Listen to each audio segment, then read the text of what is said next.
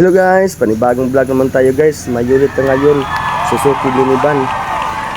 Dagdag kaalaman to guys na yung mga bumili ng sakyan na automatic, malaman nyo paano proseso talaga yung mag-alaga ng automatic na sakyan.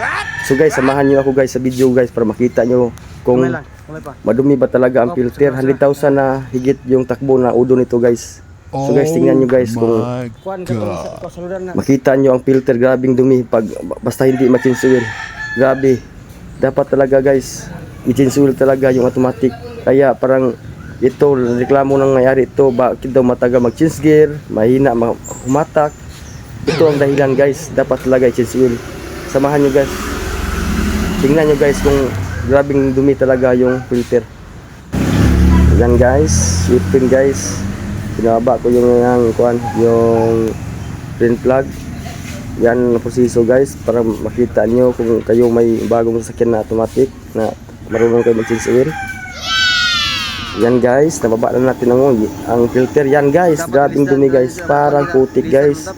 Yan talaga mangyari pag hindi ka mag-alaga ng oil sa transmission. Yan guys, yan dapat palitan yan guys ng filter, pero wala naman tayong mabiling filter, linis lang tayo. Pag sa sunod na lang palitan, pag mag-schedule na naman sunod. Dito guys, yan guys talaga ang filter, grabe kadumi, parang putik na guys. Yan guys, so linisan ng gasolina na may guys. Dapat pula lang yan guys yung oil guys, pero grabe na talaga guys, grabing dumi. 100,000 higit na ang takbo ito guys.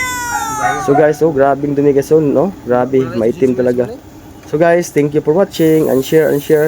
Salamat sa inyong mga suporta, sa mga followers. Like lang and share guys. Thank you for watching. Para sa video, may video naman tayo. Salamat, thank you.